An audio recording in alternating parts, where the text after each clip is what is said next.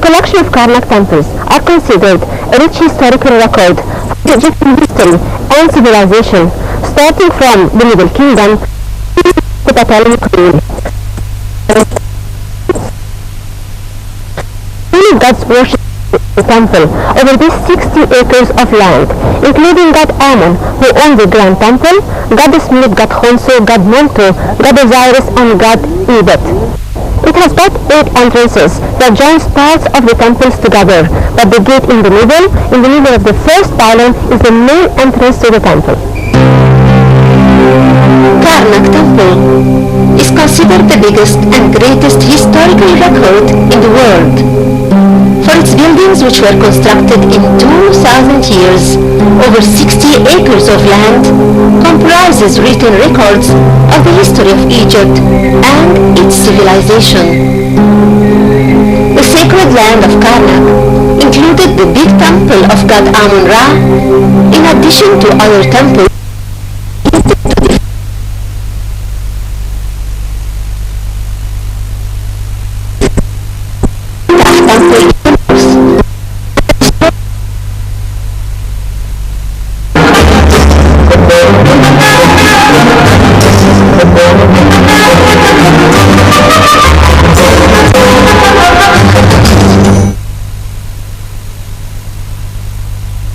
These temples and chapels were surrounded by a great mud brick wall that reached 12 meters in thickness and 550 meters tall and 480 meters wide and 20 meters high. The wall has 8 entrances, 2 in the north joining Amun-Ra Temple with Montu Temple, and it's barren from reliefs.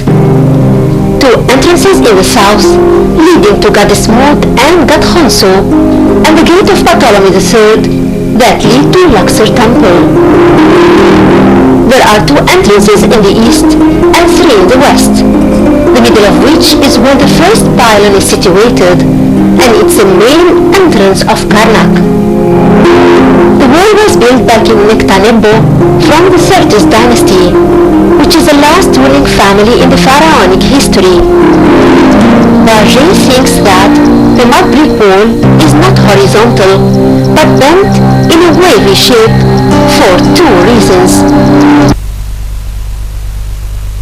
This geometrical method prevents its destruction.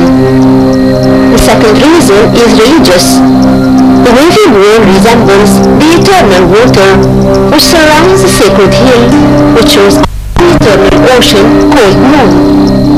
So the constructions within it represent the sacred hill itself, and thus they are sacred. Karnak Temple starts with a port, built specially for God Amun, the sun god.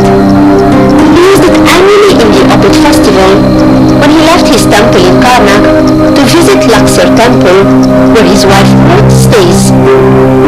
His sacred bark was placed on a sailing boat called Usir Hat. It was made of cedar wood and coated with gold. The port is a large high dock with steps, connected to the Nile through a channel derived from the Nile. It was used at least until the 26th dynasty, for the level of the Nile during inundation was recorded between the 22nd and the 26th dynasties. In the middle of the port was a square base for the rest of the sacred bark. The pier is high and descends gradually until it reaches a road that leads to the first pylon, which is flanked on both sides with rams. 2 sandstone obelisks adorn the northeast and southeast corners of the port, ahead of the avenue of rams. One of them still stands, while only the base of the other exists. They belong to King Seti II.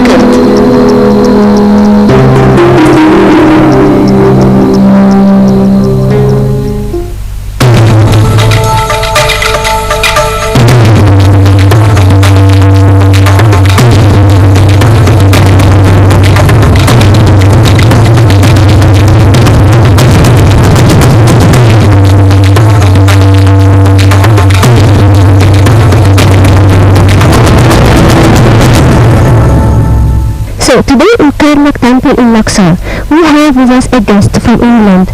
But actually she is not just a guest, she is a resident in Luxor, and we're going to meet her now and she will tell us all about falling in love in Luxor. Hello Teresa. Good morning Gina. Good morning, how are you? I'm fine, thank you. Tell us your story.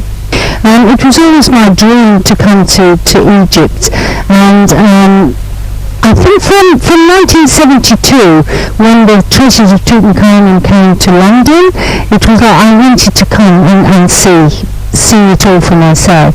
And I came here in 1992 for the first time to Luxor to do a Nile cruise. The minute I stepped off the plane in Luxor, in my heart I knew I'd come home. And this was the place I was meant to be. And that week I fell in love with Egypt. We did a 4-day cruise, my sister and and then we spent 2 days in Cairo, and I just felt that Egypt was the most wonderful country in the world, and this is where I wanted to be. So did you have a job back in England? Yes, yeah, I'm a nursery nurse, so I worked with children from babies up until 8 years in the kindergarten, as you call the nurseries. And then I changed my job and I worked as an education welfare officer, because the children in school they don't like to go to school in England, so they need someone to keep pushing them to go to school. So that was my job. So I worked with children from school age, 5 years up to 16 years. So when you came to Luxor, did you start a job or what did you do for a living? I opened a company. I built my own house, and in the house there is flats, and I have an Egyptian business partner, and he's my best friend, and we started a company, and we rented flats and we advertised flats for other people, Egyptian landlords who wanted to rent their flats. But unfortunately, because most of our flats were rented to tourists, the business wasn't really very successful, and we've had to close the business now. Oh, so sorry for that. So actually just about to tell you, so the revolutions starting from 2011 until now, did you feel any change in Luxor? Not really. I mean, the only change is that there's no tourists anymore. Luxor itself hasn't changed. You know, I was here all through the revolution and never felt in danger. You know, I was part with the people. I didn't join any demonstrations, but I cheered them on, and because, you know, they wanted the freedom, which is the right for everyone. And there was such a vibrant feeling of excitement and hope, you know, during the revolution, and everyone was really hopeful. And after that, there were new tourists came because they wanted to see the new Egypt. But then, of course, when Mohamed Morsi became the president, that was when things started to